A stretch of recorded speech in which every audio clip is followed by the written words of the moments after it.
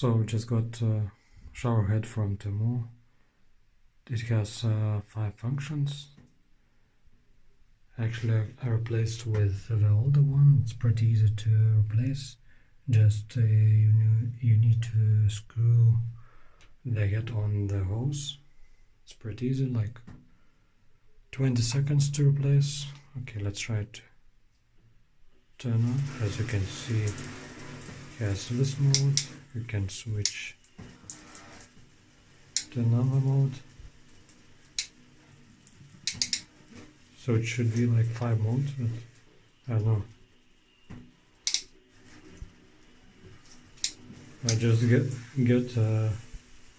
3 modes to switch, but it's okay for this price, you know.